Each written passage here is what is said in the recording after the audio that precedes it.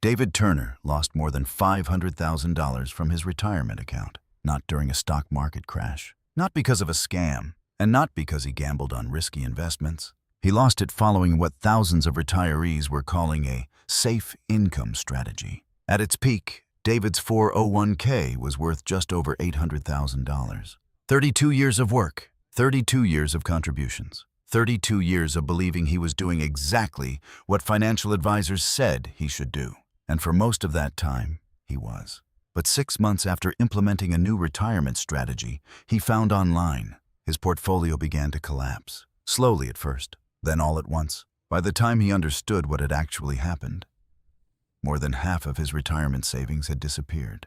And the most painful part, the strategy that destroyed his account was widely promoted as the perfect retirement income solution. David Turner never thought of himself as an investor. He was a planner, a careful, methodical planner, the kind of person who kept receipts in labeled folders and reviewed bank statements every month. For most of his adult life, he worked as a maintenance supervisor at a manufacturing plant outside Phoenix, Arizona.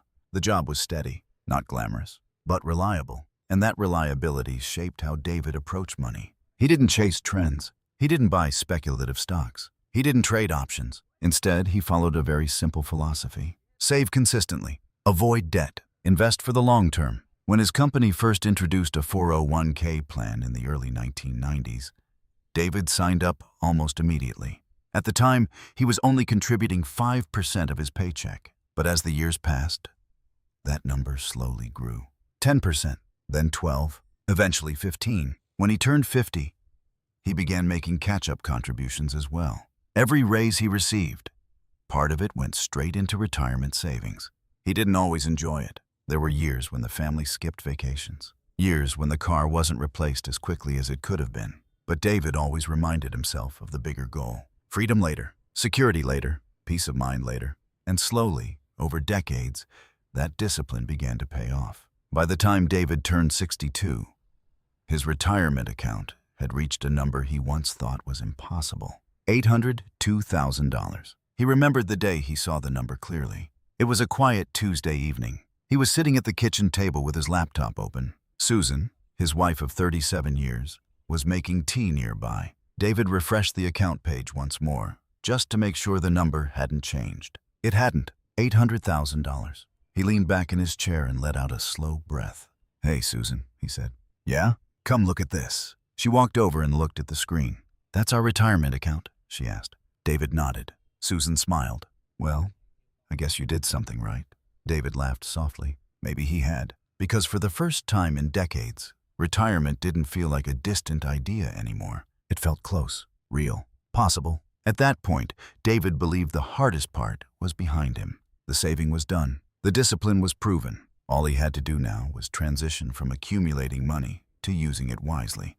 And that's where the real problem began, because saving money and managing retirement income are two very different challenges. One is about patience. The other is about strategy. David had spent decades learning the first, but he had almost no experience with the second. So he started doing what millions of people do when they reach retirement age. He started researching. At first, it was simple curiosity. How much could they safely withdraw each year? How long would $800,000 last? Should they stay invested in index funds or move into something safer? One night, while browsing YouTube, David typed a simple question into the search bar: how to generate income in retirement.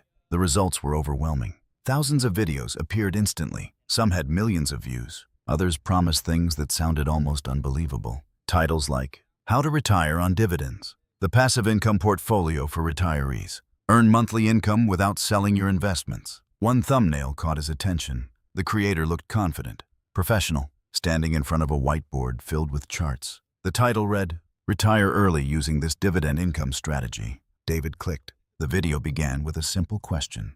What if your retirement portfolio paid you a paycheck every month? David leaned forward slightly. The presenter explained that traditional retirement advice was outdated. Most financial planners recommended something called the 4% rule. Withdraw 4% of your portfolio each year. Adjust for inflation. Hope the money lasts 30 years. But according to the video, there was a better approach. Instead of slowly selling investments to fund retirement, you could build a portfolio that generated income automatically. Dividends. monthly payouts, cash flow. The presenter began listing different types of investments: high-dividend ETFs, real estate investment trusts, covered call funds, closed-end funds, each one designed to produce income. Then the charts appeared, bright, convincing. Some of the funds were showing yields of 8%. Others were closer to 10%. One even showed 12% annual income. David did the math in his head. If those numbers were even close to accurate, an $800,000 portfolio could generate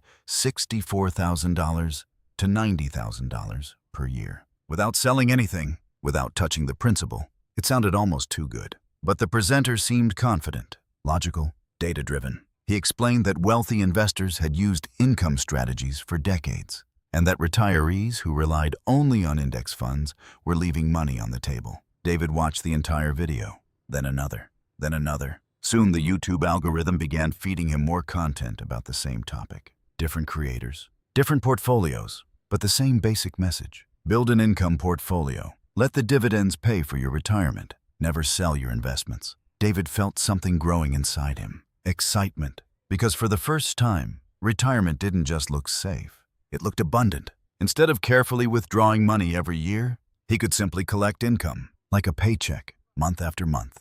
It felt elegant, efficient, smart. The more he watched, the more convinced he became. And before long, he started thinking about one very specific question. What if he restructured his entire retirement account around income? At first, David moved cautiously. He didn't want to rush into anything. After all, this was 30 years of savings. But curiosity eventually turned into experimentation. He transferred about $100,000 from one of his index funds into a high-dividend ETF mentioned in several videos. The fund promised roughly 8% annual yield, which meant around $8,000 per year in income, about $650 per month. The first payment arrived 3 weeks later, $642. It appeared in his account like a small paycheck. David stared at the number for a long time. Something about it felt different. Seeing an investment grow slowly over years was one thing, but seeing cash appear every month was something else entirely. It felt real, immediate, and strangely addictive. The next month, the payment arrived again, $655, then $648. Small variations, but consistent, reliable. David showed Susan one evening. "Look at this," he said, pointing to the screen. "They're paying us every month." Susan smiled politely. "That's nice. But is it safe?" David nodded. "These are income funds. They're designed for retirees." Susan trusted him. After all, David had been managing their finances for decades.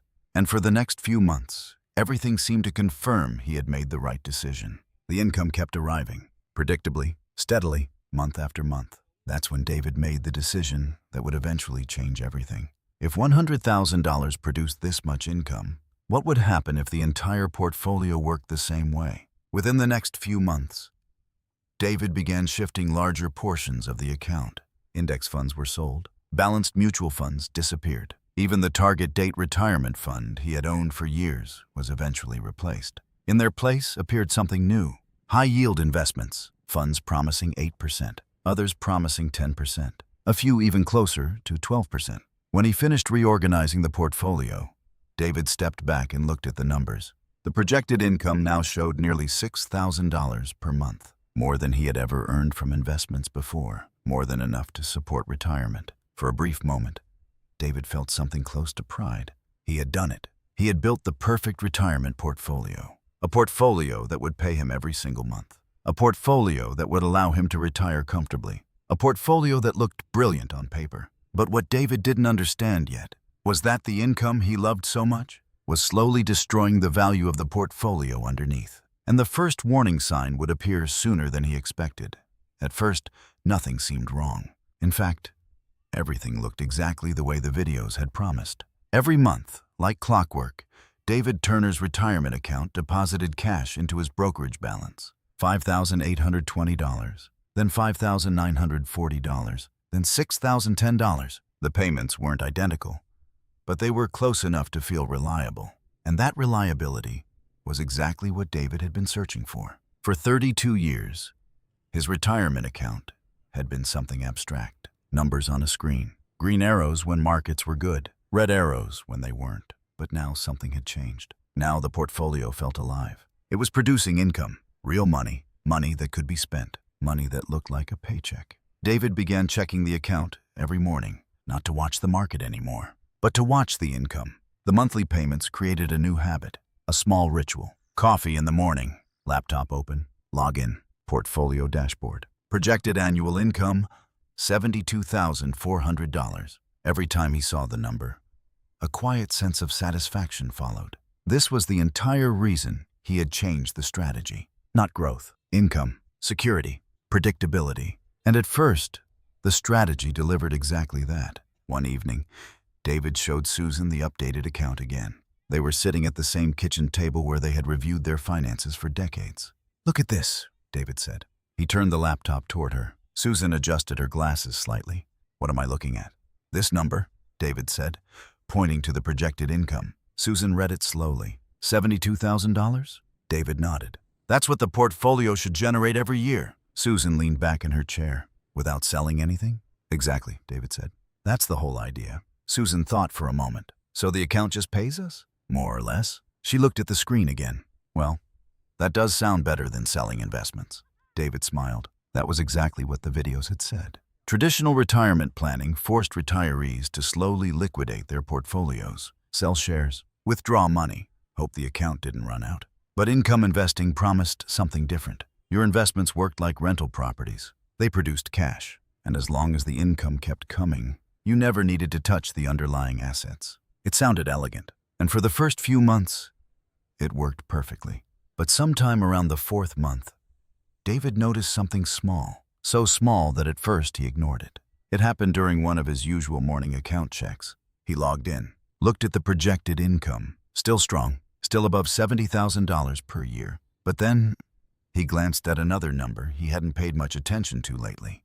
The total portfolio value, $786,000. David paused.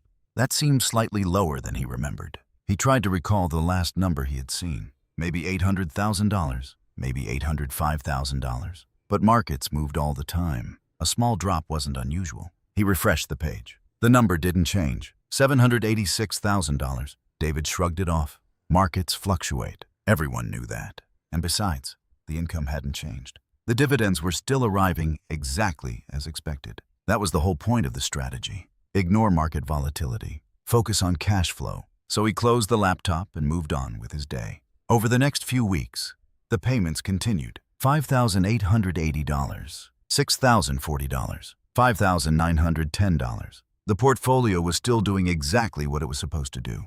But the total value slowly kept drifting lower. $770,000, then $758,000, then $742,000. David noticed the changes, but they didn't worry him much. He had heard this explained before. Several of the YouTube creators had mentioned something similar. Price fluctuations didn't matter. Income was what mattered. As long as the dividends continued, the portfolio was doing its job. Still, one evening, Susan noticed the change herself. They were reviewing the account together again. "Didn't this used to be over $800,000? She asked. David looked at the screen. "Yes," he said. "But markets have been a little shaky lately." Susan frowned slightly. "But it dropped almost $60,000. David nodded. "That happens sometimes. Is that normal?" David paused. He wasn't completely sure, but he repeated the explanation he had heard many times online. With income investing, the price isn't as important as the yield. Susan looked confused. "What does that mean?" "It means the portfolio is designed to produce income," David said. "The price can move around, but the income stays consistent." Susan nodded slowly. "If you're sure?" David was sure, or at least he believed he was, because everything he had learned about the strategy told him this was normal, temporary, expected. By month 6, the portfolio value had fallen to $702,000, nearly $100,000 below its original peak. But the income still looked strong. Projected annual income, $69,800, only slightly lower than before. The payments were still arriving every month, still close to $6,000. David tried not to think too much about the falling account value. After all, he wasn't planning to sell anything. The income was the goal, and the income hadn't stopped yet. But something else was happening that David hadn't noticed. Not at first. Inside many of the high-yield funds he owned, the underlying investments were slowly losing value. Some were covered call funds that limited growth during rising markets. Others held companies with unstable business models. A few were closed-end funds using leverage to boost payouts. Each one promised high income, but that income often came from somewhere unexpected. Sometimes it came from capital gains, sometimes from borrowing, and sometimes from something called return of capital, which meant the fund was effectively giving investors back their own money. David didn't understand any of that yet. All he saw were the monthly payments. And the monthly payments felt reassuring, comforting, proof that the strategy worked. Until one afternoon in late September. That was the day the first real warning sign appeared. David was sitting in the living room when his phone buzzed. A notification from his brokerage account. He opened the app casually. Another dividend announcement. But this one looked different. The amount was smaller, much smaller. Instead of $1,200 from one of his largest funds, the payment was only $720. David frowned. He tapped the notification and opened the fund details. Then he saw the message. Dividend adjustment notice. The fund had reduced its payout. Not temporarily. Permanently. David felt a small knot form in his stomach. He checked another fund. Still normal. Then another. Normal. But the reduction bothered him, because the videos had always described these funds as reliable income sources. Stable, predictable, and yet one of them had already cut its payout. He tried to rationalize it. Maybe it was just one fund. Maybe the rest would remain stable. But later that same week, another notification arrived. Another fund, another dividend cut. Smaller this time, but still noticeable. The projected annual income number dropped slightly, from $69,800 to $66,200. David stared at the screen longer than usual that night. For the first time since implementing the strategy, he felt something unfamiliar. Doubt, just a small amount, but enough to make him uncomfortable, because the entire strategy depended on one assumption, that the income would remain stable. And now, for the first time, it wasn't. David opened YouTube again that night. He searched for explanations. Dividend cuts high-yield funds. Why funds reduce payouts. Most of the videos reassured him. Dividend adjustments were normal, temporary, nothing to panic about. But one video said something that stayed with him long after he closed the laptop. The presenter looked directly into the camera and said, "High yield is often a warning sign. If something pays 10%, you should ask why." David didn't sleep very well that night, because for the first time since restructuring his portfolio, he began to wonder if the income strategy he trusted so much might not be as safe as it appeared. And over the next few months, the situation would become much worse, because the falling portfolio value was only the beginning. The real damage was still ahead. The first dividend cut bothered David more than he expected.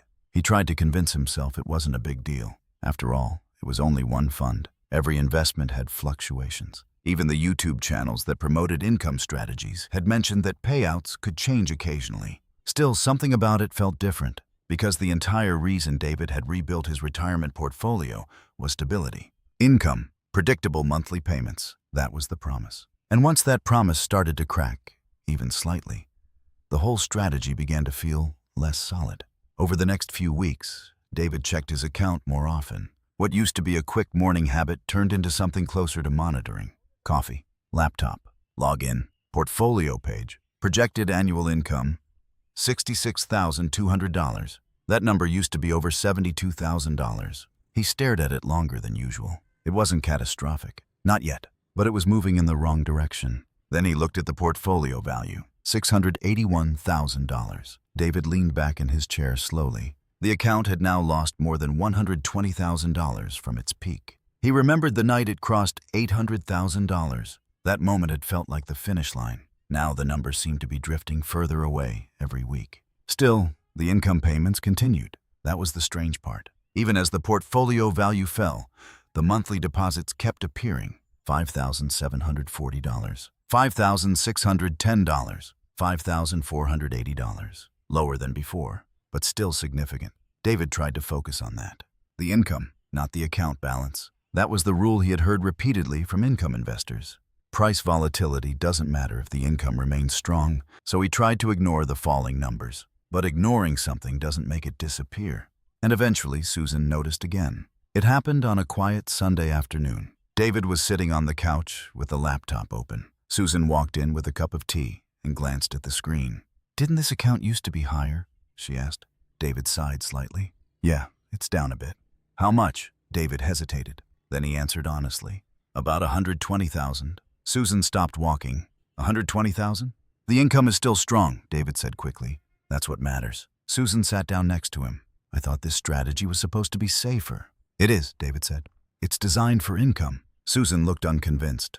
But we're losing money. David didn't respond immediately, because technically she was right. The portfolio value was falling, but the strategy was never about the portfolio value. At least, that's what he had been told. He turned the laptop slightly so she could see the income section again. Look at this, he said. $5,000 a month. Susan nodded slowly. That's good, but the account keeps shrinking. David tried to sound confident. Markets move around. That's normal. Susan didn't argue further, but the look on her face suggested she wasn't completely reassured. And for the first time, David realized something uncomfortable. He wasn't completely reassured either. That night, David began researching again. But this time, he wasn't searching for strategies. He was searching for explanations. Why were high-yield funds losing value? Why did some funds reduce dividends? Why did the portfolio value keep falling even while the income continued? At first, the answers were confusing. Different articles said different things. Some blamed interest rates. Others blamed market cycles. But one phrase kept appearing in multiple places. Yield trap. David had never heard the term before. He clicked on one article that explained it in simple language. A yield trap happens when an investment shows a very high dividend yield. But the yield is high because the price keeps falling. The article gave an example. If a stock pays a $5 dividend and trades at $100, the yield is 5%. But if the price falls to $50 and the dividend stays the same, the yield suddenly becomes 10%. The yield looks better, but the investment is actually performing worse. David read the paragraph again. Then again, the idea made sense. And suddenly he felt a small chill, because many of the funds in his portfolio showed extremely high yields. 8%, 10%, some even higher. He opened his brokerage account again. One of his largest holdings now showed a 12.4% yield. David had originally thought that was a good thing. Now he wasn't so sure. Over the next hour, he started digging deeper into each fund, reading fund descriptions, performance charts, distribution reports. The deeper he looked, the more confusing things became. Some funds had strong dividend histories. Others had cut payouts multiple times over the past decade. But one term kept appearing in the distribution breakdowns. Return of capital. David frowned. He clicked the explanation. Return of capital meant part of the dividend payment wasn't profit. It was literally money coming from the fund's own assets. In other words, the fund might be paying investors with their own money. David stared at the screen. That didn't make sense. Why would a fund do that? He searched again. The explanation was complicated, but the basic idea was simple. Some funds maintained high payouts, even when investment returns were weak. To keep those payouts stable, they sometimes distributed capital from the fund itself, which meant investors received income. But the value of the fund gradually declined. David felt his stomach tighten. He opened one of the funds he owned, then another, then another. Several of them had distribution reports showing partial return of capital, which meant part of the income he had been receiving wasn't income at all. It was his own investment being returned to him, just slowly, quietly, month after month. David sat back in his chair. The room felt strangely quiet. For months, he had believed his portfolio was producing income. But what if part of that income wasn't real? What if it was simply giving him back his own money? The thought unsettled him, because it meant something important. The portfolio might not just be fluctuating. It might actually be shrinking. The next morning, David logged into his account again. Portfolio value, $654,000. Another drop. Projected annual income, $63,400. Another decline. The numbers were moving in opposite directions now. The income was shrinking, and the portfolio value was falling even faster. David suddenly remembered something one of the YouTube presenters had said months earlier. Focus on income, not price. At the time, the advice had sounded logical. Now it felt different, almost dangerous, because ignoring price meant ignoring the actual health of the portfolio. And if the underlying investments were deteriorating, income alone couldn't protect him. That evening, David sat quietly at the kitchen table. Susan noticed immediately. "You look worried," she said. David hesitated. Then he explained what he had learned. Yield traps, return of capital, declining fund values. Susan listened carefully. "So the income isn't all profit?" she asked. "Not always," David admitted. "And the account keeps dropping?" "Yes." Susan looked at the laptop again. "What is it now?" David swallowed slightly. $654,000. Susan stared at the number. "That's almost $200,000 less than before." David nodded slowly. For the first time since changing the strategy, the situation felt real because the losses were no longer small fluctuations. They were becoming something larger, something harder to ignore. And the most troubling part was this: the market itself hadn't crashed. Major indexes were relatively stable. Some were even rising, which meant something uncomfortable. The problem wasn't the market. The problem was the portfolio. And David was only beginning to understand why. Because the strategy he believed would generate safe retirement income had quietly turned into something else entirely. A system that paid him monthly while slowly draining the account underneath. And the worst part was still ahead. Because once dividend cuts start happening across multiple funds, the decline rarely stops quickly. In fact, for David Turner, the real collapse was only just beginning. For a while, David hoped the problems would stabilize. Maybe the falling account value was temporary. Maybe the dividend cuts were isolated events. Maybe the strategy just needed time. But over the next 2 months, something far worse began to happen. The income itself started to fall, not slowly, not gradually, but in a series of sudden, uncomfortable announcements. The first one arrived on a Wednesday morning. David was halfway through his coffee when his phone buzzed. Another brokerage notification. He opened it casually, expecting the usual dividend payment message. Instead, the subject line read, "Distribution Adjustment Notice." David felt his stomach tighten slightly. He tapped the message. One of his largest holdings, a covered call income fund, had reduced its monthly payout by nearly 30%. David stared at the screen. 30%. That wasn't a small adjustment. That was a major change. He immediately opened the portfolio dashboard. Projected annual income dropped again, from $63,400 to $58,900. Nearly $5,000 in income gone overnight. David leaned back slowly. "Okay," he muttered to himself. "It's just one fund." But deep down, he already knew the truth.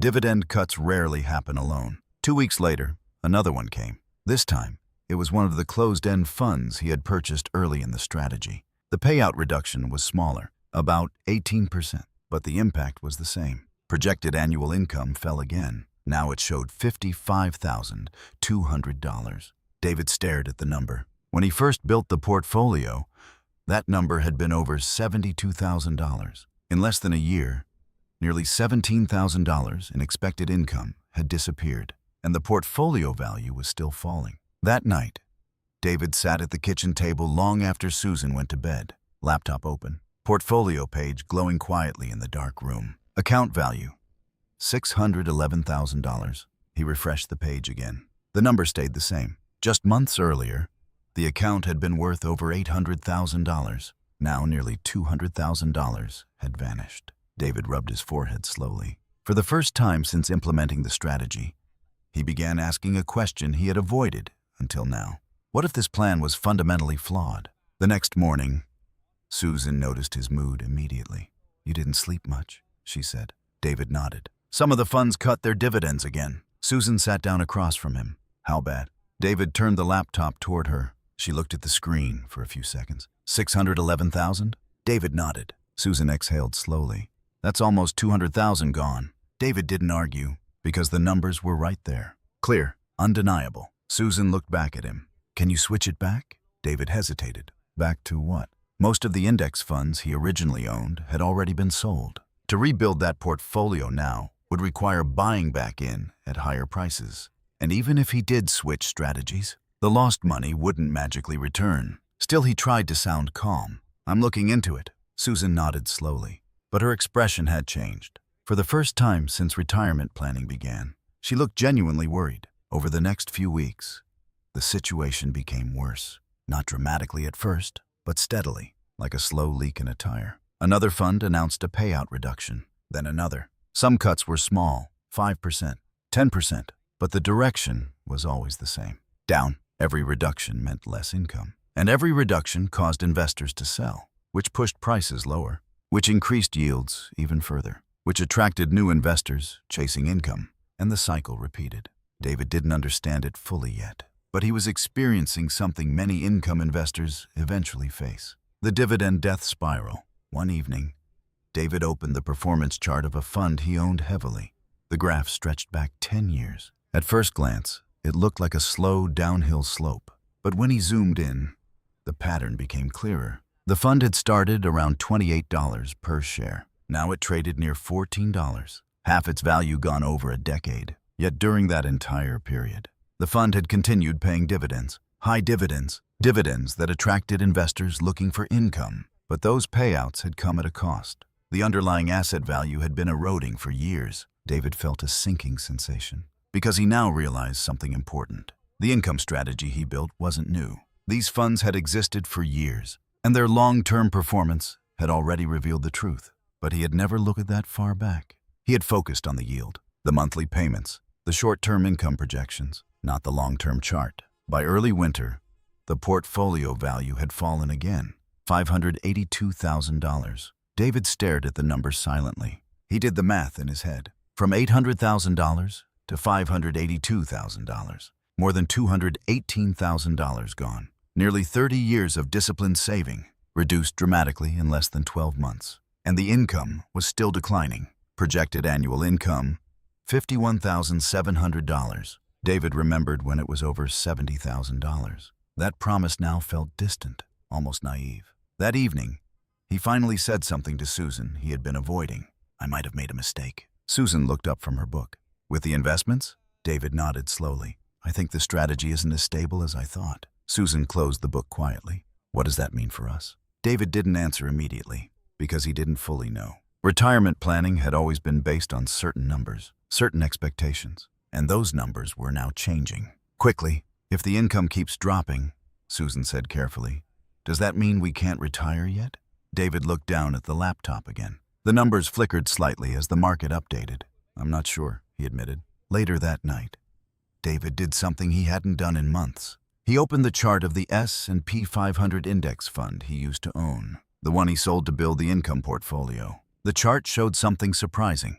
Over the past year, the index had actually gone up, not dramatically, but steadily. If he had simply left the money where it was, his account might still be near its peak, maybe even higher. David stared at the screen for a long time, because the realization hurt more than the losses themselves. He hadn't been destroyed by the market. He had been destroyed by the strategy, and by the belief that income alone could replace long-term growth. A week later, another dividend cut arrived, this time from the fund with the highest yield in his portfolio. The payout dropped by 40%. Projected annual income fell again. Now it showed $46,900, less than two-thirds of the income he had originally expected. David leaned back in his chair and closed his eyes. For the first time since this journey began, he felt something stronger than doubt.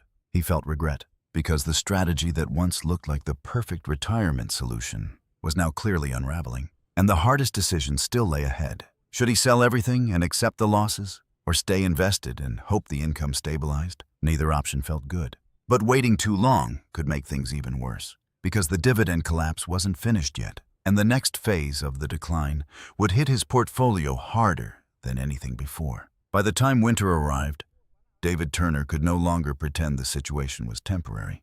The numbers made that impossible. Every time he logged into his account, the pattern was the same. The portfolio value had dropped again. The projected income had dropped again. And the feeling in his stomach had changed from concern to something much worse: panic. One Monday morning in early January, David opened his brokerage account before breakfast. The page loaded slowly. For a moment he hoped the numbers might stabilize. Maybe the market had recovered. Maybe the funds had stopped falling. But when the dashboard finally appeared, the truth was clear. Portfolio value, $548,000. David stared at the number. He refreshed the page. $548,000. Still the same. The account had now lost more than $250,000 since its peak. Nearly a third of his retirement savings. Gone. David closed the laptop and sat silently at the kitchen table. For the first time in months, he didn't feel like checking the income projections, because he already knew they were lower. Everything was lower now. Later that day, Susan noticed something was wrong. "You're very quiet this morning," she said. David hesitated. Then he opened the laptop again and showed her the screen. Susan looked at the number carefully. $548,000. David nodded slowly. "That's what's left." Susan sat down across from him. That's more than $250,000 gone." David didn't respond, because hearing it out loud made the loss feel even heavier. Susan looked at the screen again. "Can we sell them?" David sighed. "That's the problem." "What do you mean?" "If I sell now, the losses become permanent." Susan frowned. But if you don't sell, it could keep falling. David nodded. That's the other problem. The next few days were the most stressful David had experienced since the strategy began. He started watching the market throughout the day, something he had never done before. Stock prices flickered constantly, small movements, up a little, down a little. But the funds he owned were almost always moving downward, slowly, relentlessly. Many of them had another problem: liquidity. Some of the closed-end funds had fewer buyers in the market.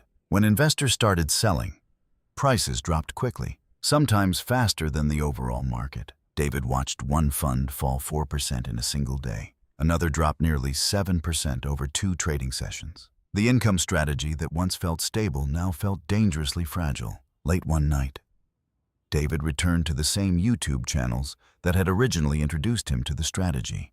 He searched for updates, explanations, reassurance. Some creators still defended the approach. They said market volatility was normal. They said long-term investors should stay calm. They said income investors shouldn't focus on price. But the comment sections told a different story.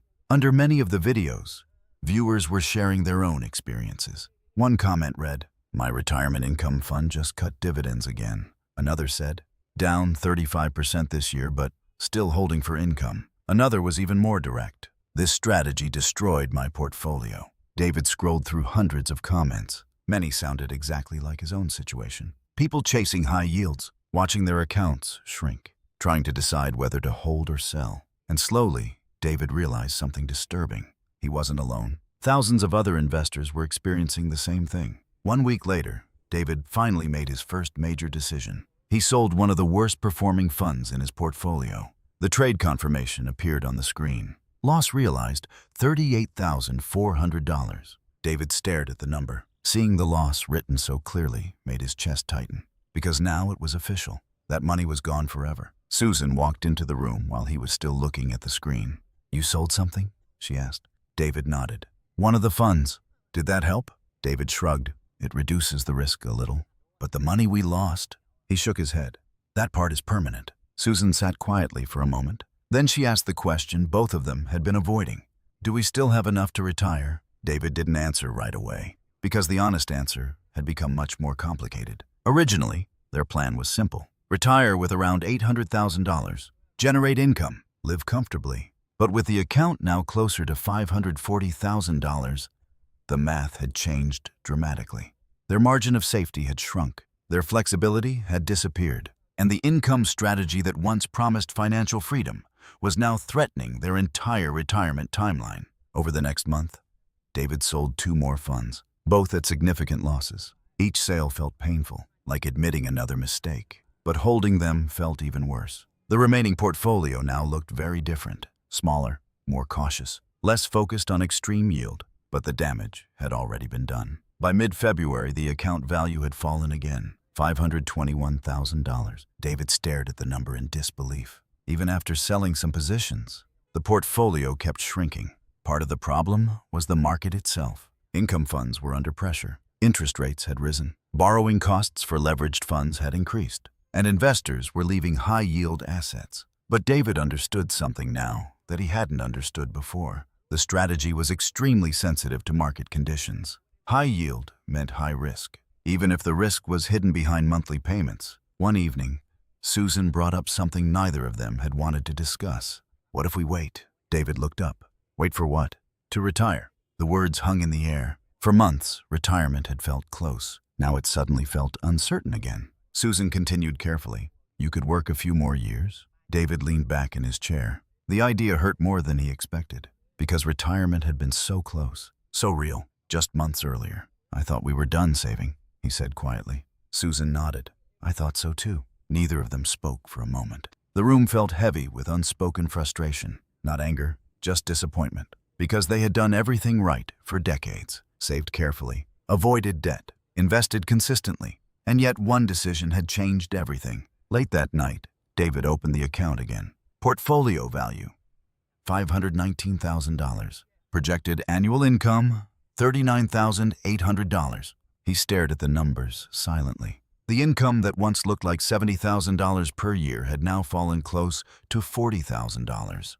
Nearly half of what he originally expected. And the portfolio itself had lost more than $280,000. David closed the laptop slowly, because for the first time since the strategy began, he fully understood something he had resisted accepting. The income portfolio wasn't just struggling, it had fundamentally failed. And the worst part was that the recovery might take years, maybe longer, because rebuilding hundreds of thousands of dollars isn't something that happens quickly, even with disciplined saving, even with good investments. The next phase of David's journey wouldn't be about maximizing income. It would be about something much harder, repairing the damage, and figuring out how to rebuild a retirement plan that once seemed completely secure.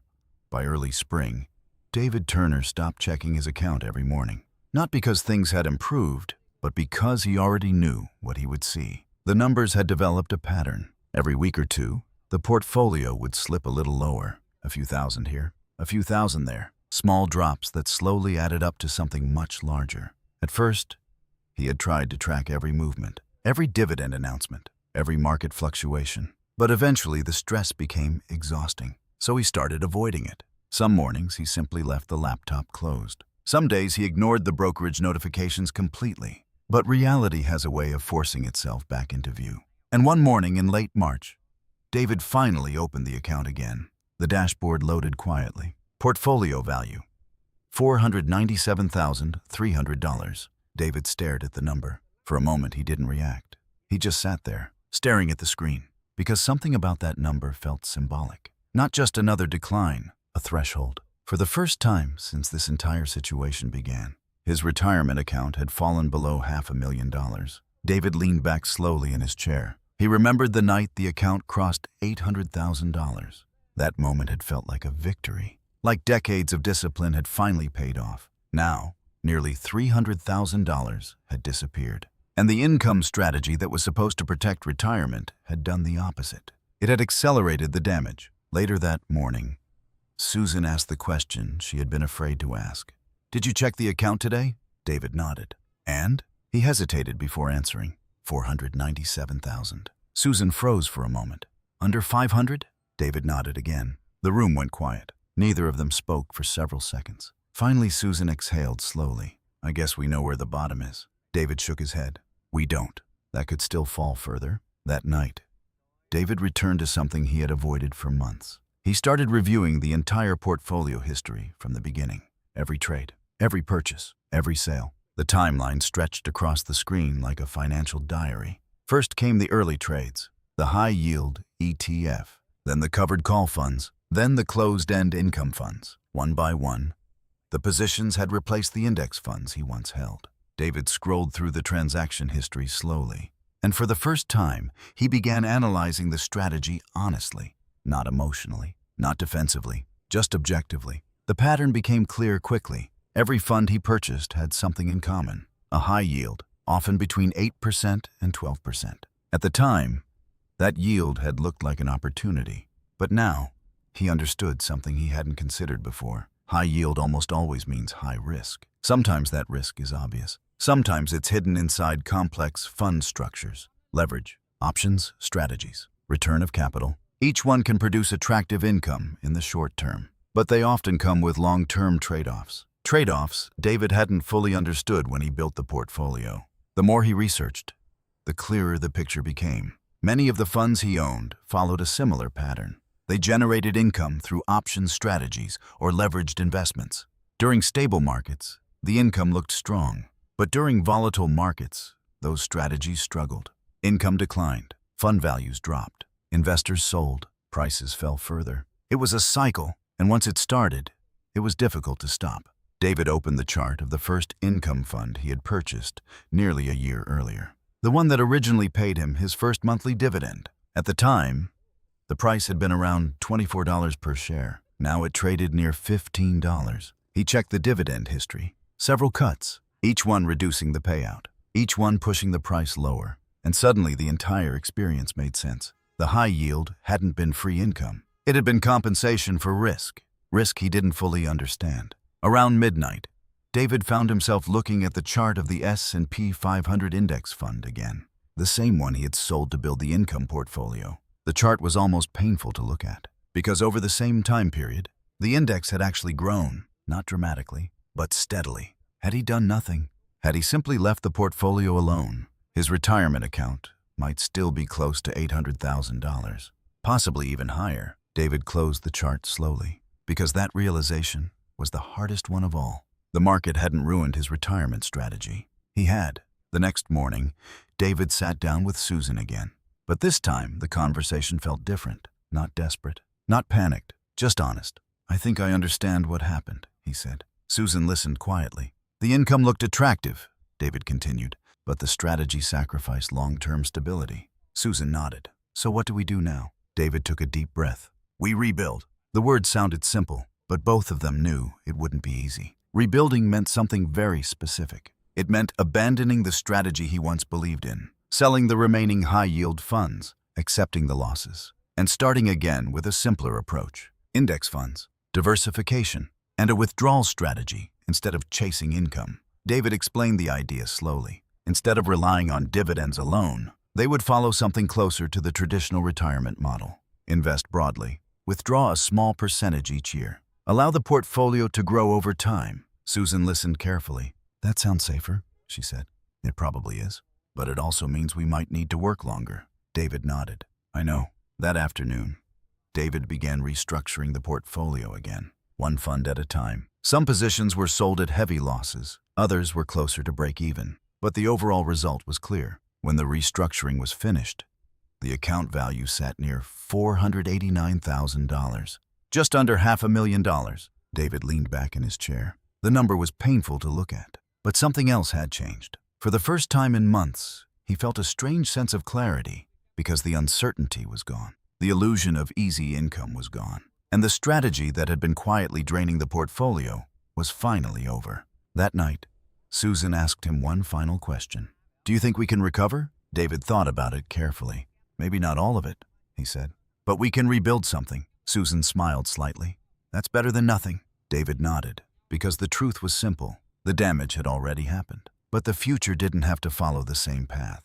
And if there was one thing David Turner had proven over 32 years of saving, it was that patience and discipline could build wealth, even after a painful mistake. What mattered now wasn't the strategy that destroyed his retirement account.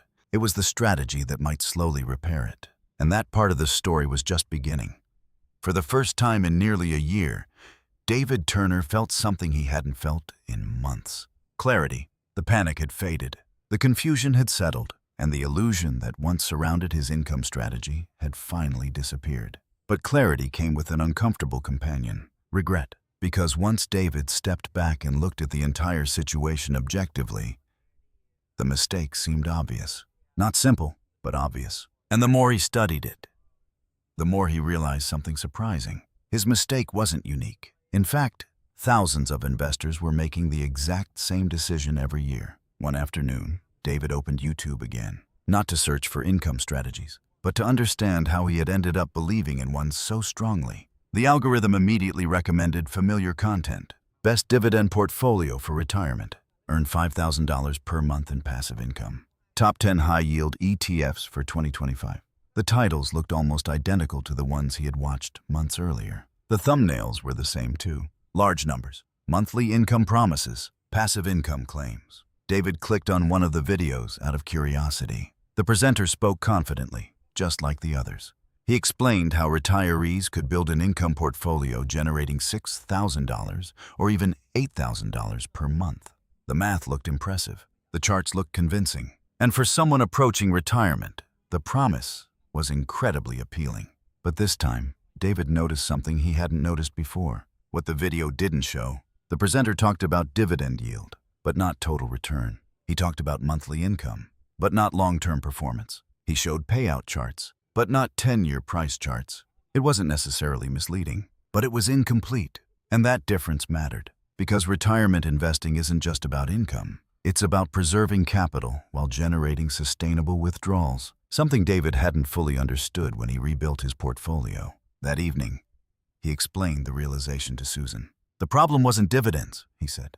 It was chasing high yield. Susan tilted her head slightly. What's the difference? David opened the laptop and pulled up two charts. The first showed a high-yield fund he had owned. The price had declined steadily for years. The dividend payments looked impressive. But the long-term trend was clear, downward. Then he showed her the chart of a broad market index fund. The dividend yield was lower, much lower, around 2%. But the price chart looked completely different. Over the same 10-year period, the fund had steadily grown, even after market downturns. Susan studied the screen. "So the second one grows more?" "Exactly," David said. "And that growth matters. Because we can sell small amounts when we need income." Susan nodded slowly. "So instead of chasing big dividends, we focus on the total return," David finished. For decades, David had followed a simple rule.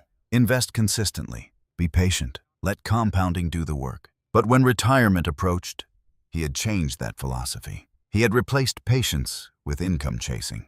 And that shift had changed everything. Because income strategies often appeal to something very human, the desire for certainty. A monthly payment feels predictable, comforting, almost like a paycheck. But markets rarely offer true certainty, especially when the income being generated comes with hidden trade-offs. Trade-offs David hadn't fully understood until it was too late. Over the next few weeks, David continued studying retirement strategies.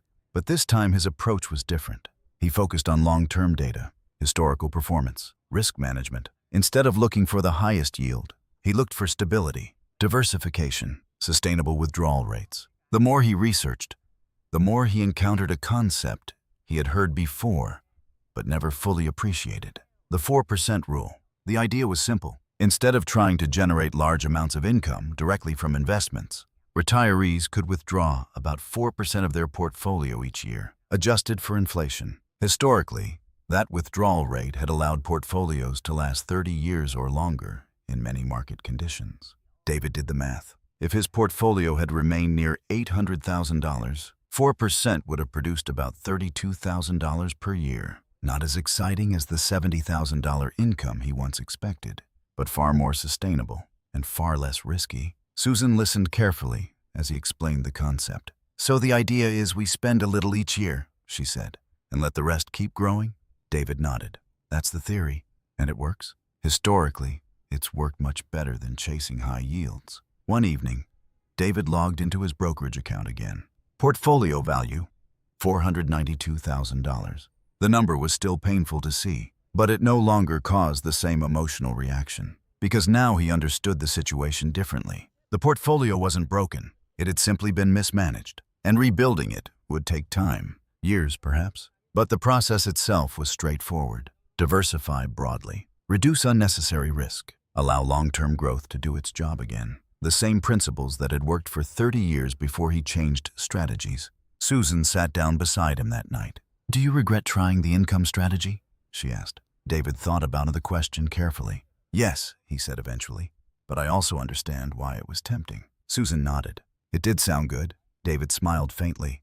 "That's the problem. Because the promise of high income is powerful, especially for people approaching retirement. After decades of saving, the idea of replacing your salary with investment income feels incredibly attractive. But sometimes the most attractive strategies carry hidden costs. Costs that don't appear immediately. Costs that slowly reveal themselves over time. And by the time those costs become obvious, the damage may already be done. A few days later, David received a message from an old coworker. The subject line read, "Quick investment question." The message explained that his coworker had recently discovered high-yield dividend funds and wanted David's opinion. 6 months earlier, David would have enthusiastically recommended them. But now the answer felt very different. He typed slowly. "Be careful chasing yield. Income can look great at first, but the long-term performance matters much more." He paused for a moment before sending the message, because that sentence summarized the most important lesson he had learned. Not from books, not from videos, but from experience. And experience can be expensive. In David's case, the lesson had cost nearly $300,000.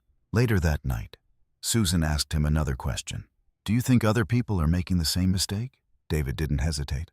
"Yes," he said. "Probably thousands of them. Because the same videos were still online. The same strategies were still being promoted. And the same promise of easy retirement income was still attracting new investors every day." David closed the laptop and leaned back in his chair. For a long time, he had believed retirement investing was about maximizing income. Now he understood something much more important. Retirement investing isn't about maximizing income. It's about balancing income, growth, and risk over decades. And once that balance is broken, fixing it can take years, sometimes even longer. But at least now David understood the real lesson. The strategy that destroyed his $800,000 retirement account hadn't been complicated. It had been simple, too simple, because sometimes the most dangerous strategies are the ones that look the safest on the surface. And the real challenge of retirement investing isn't finding the highest yield. It's protecting the wealth you spent a lifetime building. The hardest part of losing money isn't the moment it disappears. It's the slow realization that getting it back may take years, sometimes even longer. David Turner understood that now. Every morning, when he opened his laptop and logged into his brokerage account, the number reminded him. $492,000. That was the balance of the retirement portfolio that had once held nearly $800,000. For months, the number had felt like a wound. Now it felt more like a challenge, because David had finally accepted something that many investors struggled to accept. The past couldn't be changed, but the future could still be managed. One Saturday morning, David sat at the kitchen table with a notebook, a calculator, and a cup of coffee. Susan sat across from him, reading the newspaper. For the first time in months, David wasn't researching dividend funds or income strategies.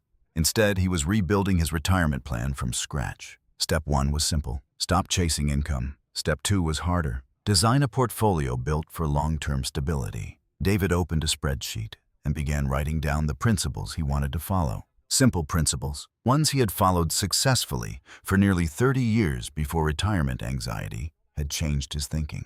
Diversification, low fees, long-term growth, and patience. The first decision was the most important. Instead of building a portfolio around high-yield funds, David would return to something far simpler: broad market index funds. Funds that own thousands of companies instead of concentrating money into a handful of high-yield sectors.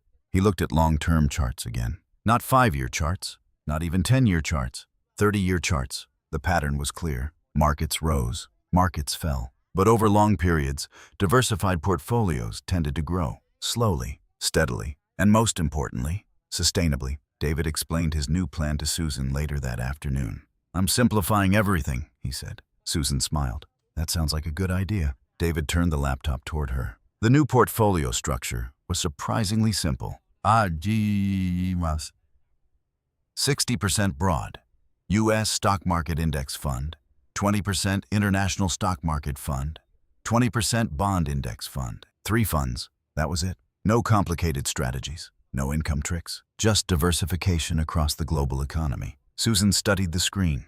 "That's a lot simpler than before." David laughed quietly. Much simpler, and hopefully much safer. But even the best strategy couldn't erase the loss that had already happened. David knew that. So he ran the numbers again. If the portfolio averaged around 6% annual growth over the next decade, $492,000 could grow to roughly $880,000.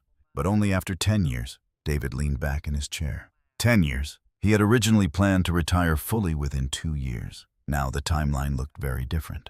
That evening, he shared the numbers with Susan. She listened carefully. "So what does that mean for us?" she asked. David hesitated. "It means I probably need to keep working longer." Susan wasn't surprised. In fact, she had expected that answer long before David said it out loud. "How much longer?" she asked. David looked back at the spreadsheet. "Maybe 5 years." Susan nodded slowly. 5 years wasn't ideal, but it wasn't catastrophic either. And compared to the alternative, running out of money in retirement, it was a small price to pay. The next Monday morning, David arrived at the engineering firm where he had worked for more than 3 decades. He had originally planned to start reducing his hours soon. Now those plans were on hold. But something about the situation felt different this time. Less pressure, less panic. Because the plan was no longer built on unrealistic expectations. It was built on recovery. During lunch that day, David sat with his longtime co-worker, Mark. Mark had recently turned 60. Retirement had become a frequent topic in their conversations. "So," Mark said casually, "have you figured out your retirement income plan yet?" David paused for a moment. 6 months earlier, he would have described his dividend strategy with enthusiasm, but now the answer was very different. "I simplified everything," David said. Mark raised an eyebrow. "How so?" "Index funds," David replied. Mark looked surprised. "That's it?" "That's it. No complicated explanations. No promises of massive monthly income. Just a strategy built on long-term growth and moderate withdrawals." Mark nodded slowly.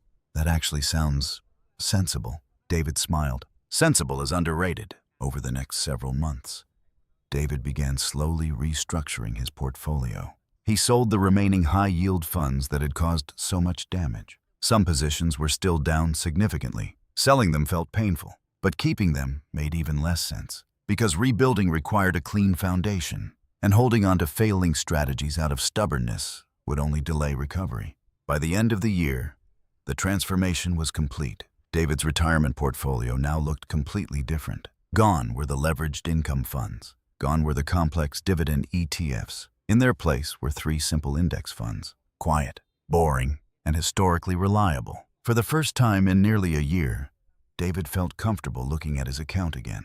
Not because the balance had recovered. It hadn't. But because the strategy finally made sense. One evening, Susan noticed something she hadn't seen in months. David wasn't checking his portfolio every night anymore. He had returned to an old habit: reading, watching documentaries, spending time outside. The constant anxiety that had followed him during the income strategy experiment had slowly disappeared. Susan sat beside him on the couch. "You seem calmer lately," she said. David nodded.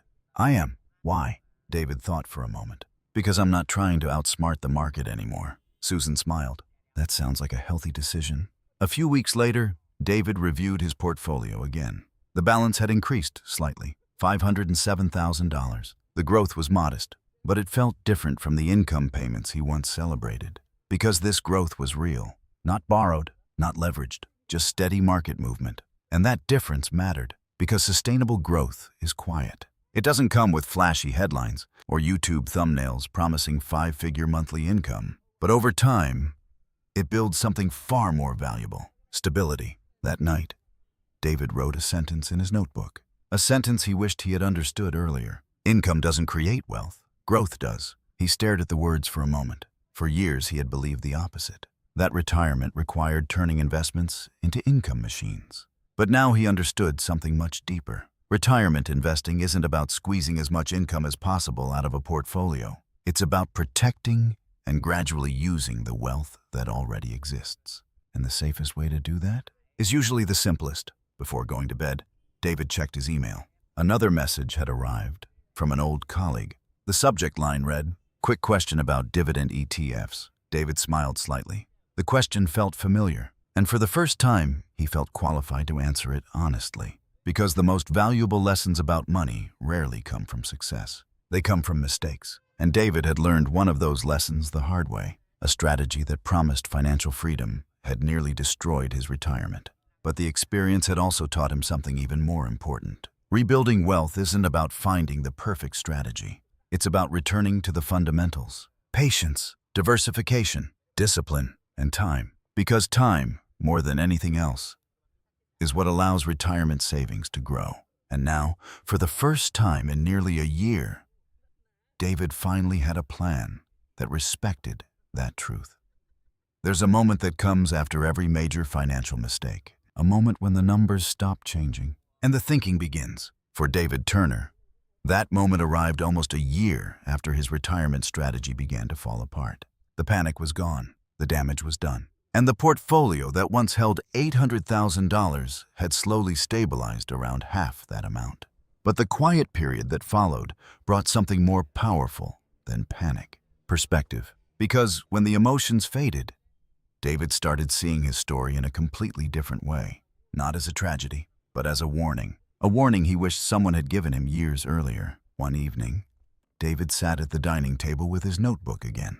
The same notebook where he had written his rebuilding plan months before. But this time, he wasn't calculating growth projections.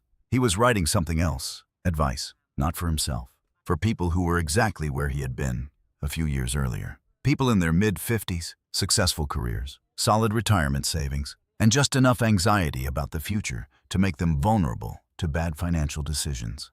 At the top of the page, David wrote a simple sentence: "Things I wish someone had told me at 55. Then he began writing. The first lesson came quickly. Lesson 1. Don't change strategies right before retirement. For 30 years, David had followed a disciplined investment approach: broad diversification, low-cost funds, long-term thinking. It had worked beautifully. But when retirement approached, fear had quietly entered the picture. Fear of market crashes, fear of running out of money, fear of uncertainty. And that fear had pushed him to abandon the very strategy that built his wealth in the first place. Looking back, the mistake seemed obvious. The final years before retirement are often the worst time to experiment with new strategies, because mistakes during that period don't have decades to recover. The second lesson was even more important. Lesson 2. High yield often means high risk. When David first saw those dividend income projections online, they looked incredible. Monthly payments, passive income, financial independence. It sounded like the perfect retirement plan. But what he didn't understand at the time was something very simple. High yield rarely exists without trade-offs. Sometimes the trade-off is slower growth. Sometimes it's higher volatility. And sometimes it's a slow, steady erosion of the investment itself. The income may look impressive, but if the underlying investment is losing value year after year, that income becomes an illusion. David had learned that lesson the expensive way. He paused for a moment before writing the third lesson, because this one made him slightly uncomfortable. Lesson 3. Be careful who you take financial advice from. When David started researching retirement income strategies, most of his information came from online videos. The presenters looked confident, professional, knowledgeable, and their strategies were often supported by impressive charts and numbers. But there was one detail David hadn't considered at the time. Many of those videos weren't designed to build the safest retirement plan. They were designed to attract viewers. And in the world of online content, bold promises attract far more attention than cautious advice. Earn $8,000 per month in passive income sounds far more exciting than build a diversified portfolio and withdraw 4% per year. But excitement and reliability are rarely the same thing. David leaned back in his chair and reread what he had written. 3 lessons, all painfully obvious in hindsight. But hindsight is the luxury that only appears after mistakes happen. He turned the page and continued writing. Lesson 4. Retirement investing is about sustainability, not income. For most of his career, David understood that wealth came from growth. But as retirement approached, his thinking shifted. He began focusing on replacing his salary with investment income. That shift felt logical at the time. After all, income is how people live. But retirement portfolios don't need to function like paychecks. They function more like reservoirs. Money flows out gradually, while the remaining funds continue growing. And that balance between withdrawals and growth is what determines how long a portfolio lasts. David hadn't fully understood that balance until his portfolio had already been damaged. The final lesson took the longest to write, because it wasn't purely financial, it was psychological. Lesson 5. Fear can be more dangerous than market volatility. Markets rise and fall. That's normal. But fear has a way of turning temporary downturns into permanent mistakes. Looking back, David realized something surprising. The market crash that triggered his strategy change wasn't even the biggest downturn he had experienced during his career. He had lived through the dot-com crash, the 2008 financial crisis, several smaller corrections, and during all those periods, he had stayed invested. But this time was different, because retirement was close, and fear had amplified every headline, every prediction, every warning about market crashes. That fear had pushed him into a strategy that promised safety, but delivered something very different. Later that night, Susan walked into the dining room. David was still sitting at the table, staring at the notebook. "Still working?" she asked. David smiled slightly. "Something like that." He turned the notebook toward her. Susan read the page quietly. When she finished, she looked up. "These are good lessons," she said. David nodded. "I just wish I had learned them earlier." Susan placed her hand gently on his shoulder. "Maybe someone else will learn them from you." David considered that idea for a moment, because Susan might have been right. Every year, millions of people approach retirement with the same questions David once had. How much income will I need? How should I invest? How do I protect what I've saved? And in that search for answers, it's easy to be drawn towards strategies that promise simplicity and certainty. But real retirement planning is rarely simple. It requires balance, discipline, and a willingness to accept that some uncertainty will always exist. The next morning, David added one final sentence at the bottom of the page. A sentence that summarized everything he had learned. The goal isn't maximizing income. The goal is making your money last. He closed the notebook and set it aside. For the first time in months, the past no longer felt like a burden. It felt like a lesson, an expensive lesson, but a valuable one. Because retirement planning isn't just about numbers. It's about decisions. And sometimes the most important decisions come after the biggest mistakes. David Turner had spent decades building his retirement savings. One flawed strategy had nearly undone that work. But the experience had also given him something he never expected: a deeper understanding of what retirement investing really means. And sometimes, understanding is the first step toward rebuilding what was lost, even if the road back takes longer than expected. 5 years later, David Turner opened the same account that had once terrified him. The login screen looked exactly the same. Same password, same brokerage, same dashboard. But the man sitting in front of the computer was different. 5 years had passed since the strategy that nearly destroyed his retirement savings. 5 years since the moment he watched his $800,000 portfolio begin its slow collapse. 5 years since the panic, the regret, and the painful realization that rebuilding would take far longer than losing the money. David clicked the login button. The account loaded. Portfolio balance, $724,316. He stared at the number quietly. It wasn't $800,000. Not yet. But it was something he once thought might never happen. Recovery. Behind him, Susan walked into the room with a cup of coffee. "Checking the numbers again?" she asked. David smiled slightly. "Just once today." Susan placed the coffee beside him and looked at the screen. "That's higher than last month." David nodded. "Markets have been good this year." But the growth wasn't the most important change. The most important change was the strategy behind it. Gone were the high-yield funds that once dominated his portfolio. Gone were the leveraged income ETFs that had promised easy monthly payments. Instead, the account held the same 3 funds he had chosen during the rebuilding phase: a broad U.S. market index, an international index fund, and a bond fund. Nothing flashy, nothing complicated, just a quiet portfolio designed to do one thing: grow steadily over time. 5 years earlier, David had believed retirement required generating as much investment income as possible. Now he understood something very different. Retirement isn't about maximizing income. It's about managing time. Because when people stop working, their financial lives shift in a subtle but important way. Instead of building wealth, they begin slowly using it. And the goal isn't to create the largest monthly payment possible. The goal is to make the money last. Sometimes 30 years, sometimes longer. David leaned back in his chair. 5 years of recovery had taught him something else, too. The market wasn't his enemy. It never had been. Market volatility had existed throughout his entire career. But those ups and downs were never what truly damaged his portfolio. The real damage came from a decision driven by fear, a decision to abandon a strategy that had worked for decades and replace it with something that only looked safer on the surface. Later that afternoon, David and Susan took a walk through the neighborhood park. It had become a routine over the past few years. Part exercise, part reflection, part celebration of a slower life. "Do you ever think about what would have happened if we never changed the strategy?" Susan asked.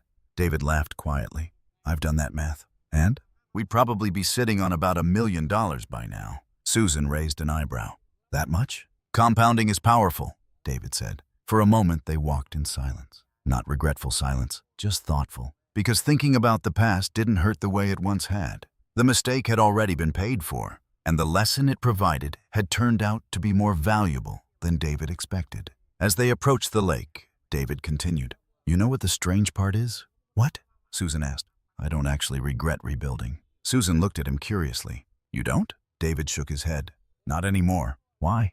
"Because it forced me to understand retirement in a way I never had before." Before the mistake, David had assumed retirement planning was mostly about numbers: savings rates, investment returns, withdrawal percentages. But the rebuilding years had shown him something deeper. Retirement planning is just as much about psychology: fear, confidence, patience, and discipline. Those invisible forces influence financial decisions far more than spreadsheets ever will. When they returned home, David opened the notebook he had written in years earlier. The page titled, "Things I Wish Someone Had Told Me at 55, was still there. The 5 lessons were unchanged. Don't change strategies right before retirement. High yield often means high risk. Be careful who you take financial advice from. Retirement investing is about sustainability. Fear can be more dangerous than market volatility." He read the list slowly. Then he added one final lesson at the bottom. Lesson 6. Simple strategies are often the strongest. For decades, the most successful investors in history had followed remarkably simple approaches: diversification, low costs, patience, long-term thinking. But simplicity rarely feels exciting. And in a world full of financial content promising shortcuts and higher income, simplicity can even feel outdated. Yet over long periods of time, those simple strategies tend to outperform most complicated ones. Something David now understood better than ever. That evening, he received another email. A younger coworker was planning for retirement and wanted advice about dividend strategies. David read the message carefully. 5 years earlier, he might have recommended the same approach that caused his own problems. But now his answer was much simpler. He typed slowly. Focus on total return, not just income. Diversify broadly, and be very careful chasing high yields. Sometimes the safest-looking strategies carry the biggest risks.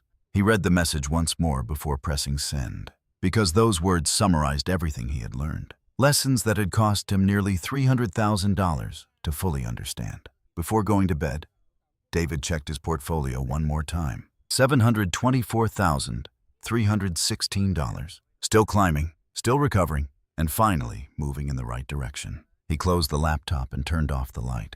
The future no longer felt uncertain, not because the markets had become predictable, but because his strategy had become realistic. And sometimes that difference changes everything. Retirement, David realized, isn't defined by the size of a portfolio. It's defined by confidence. Confidence that your money will last. Confidence that your plan can survive market ups and downs. Confidence that fear won't push you into decisions you'll regret later. For David Turner, that confidence didn't come easily. It came after a painful lesson. A lesson about risk, about patience, and about the hidden dangers of strategies that promise easy retirement income. Because sometimes the biggest financial mistakes don't look dangerous at first. They look safe. They look logical. They even look smart. Until the numbers begin moving in the wrong direction. And by then, the only option left is rebuilding. Slowly, patiently, 1 year at a time. But if David's story proves anything, it's this. Even when a retirement strategy destroys part of what you spent a lifetime building, it's still possible to recover. Not instantly, not easily, but with the right lessons, the right discipline, and enough time, the road back is always there for those willing to take it.